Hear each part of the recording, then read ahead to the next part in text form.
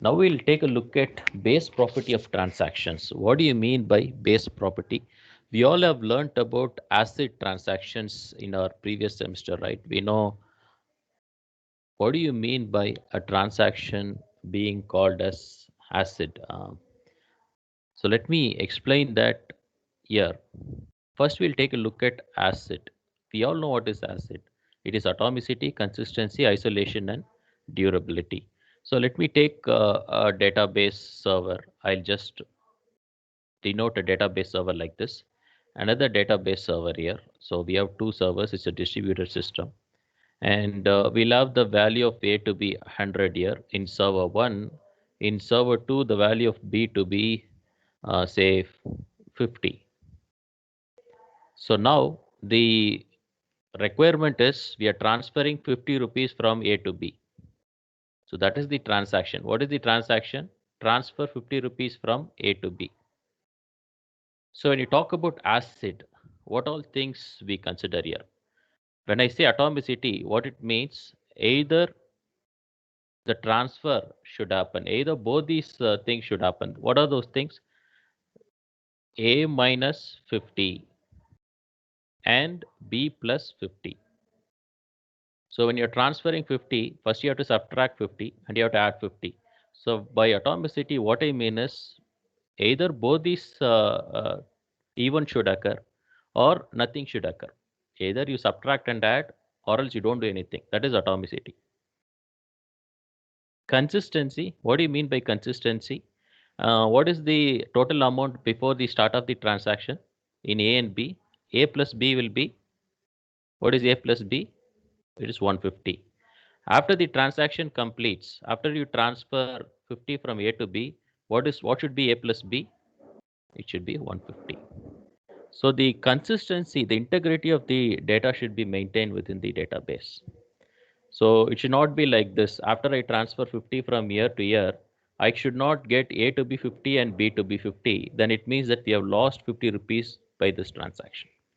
So that is consistency, and we all know this. We have learned this earlier. What is isolation? Can you recollect isolation? Say when I subtract 50 rupees from A, there's one more step I have to do. I have to add 50 rupees to B.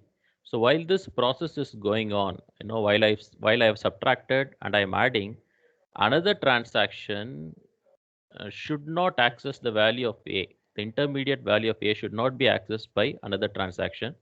Why? Because if there is a problem in the network, rollback happens. So when a rollback happens, the value of A will go back to 100, but whatever this transaction has read will be only 50. So unless a commit happens, another transaction should not read the value, intermediate value of an ongoing transaction. So that is that is isolation. That is partial intermediary value should not be available to other transactions. What is durability? Durability is nothing but after the transaction happens, say A will be 50, B will be 100. So once when I commit, a commit happens on both the places, right? A commit happens on all the servers. So once when commit happens, this is irreversible. You cannot lose the value of A or B after that. So this is acid property of a transaction. A very familiar thing. We have learnt it time and again in our UG and in our previous semesters. Whereas now we'll take a look at base. There is another thing called base with respect to NoSQL data models. Let's uh, go to that. Let me take another white screen and explain base here. What is base? So let me again take the servers. Let me have this. Let me say A is equal to 100. And now we are talking about NoSQL data model. And we'll see what is this base.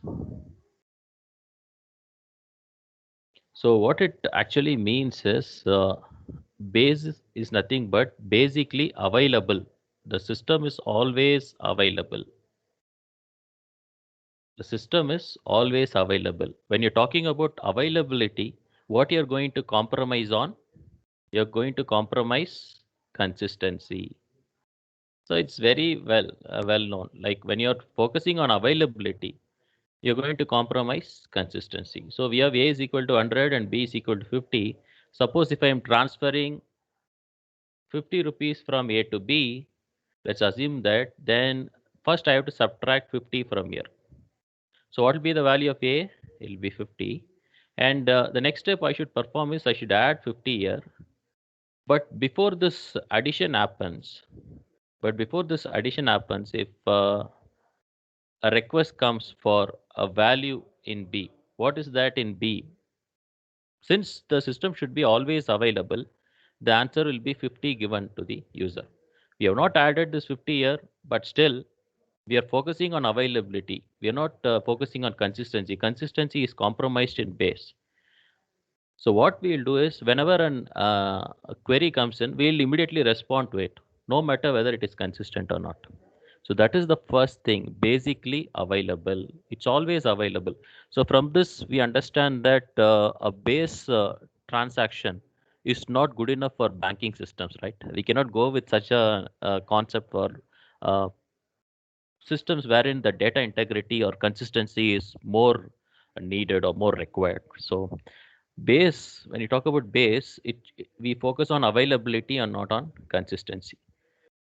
The next thing is yes. Yes means soft state. What is this soft state?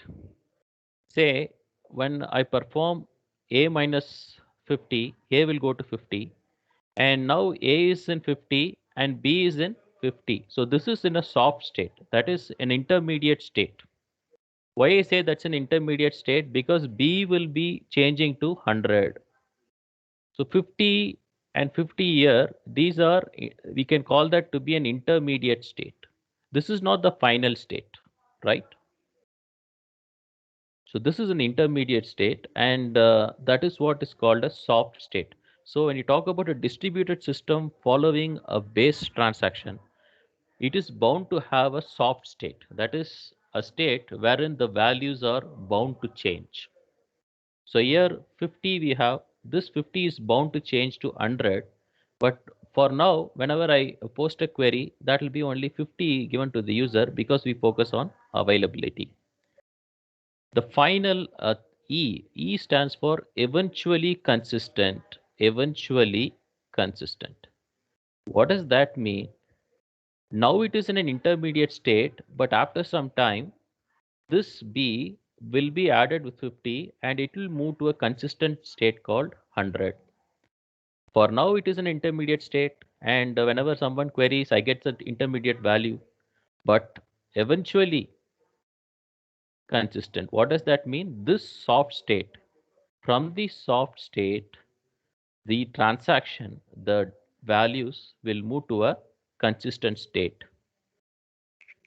So this is called a base property. Transactions having base property follow this rule. So what is the main focus here? Availability. And since availability is concentrated, the consistency will be compromised because we want the systems should be available all the time. So when you make changes, what happens is it takes time for the changes to be reflected in other servers.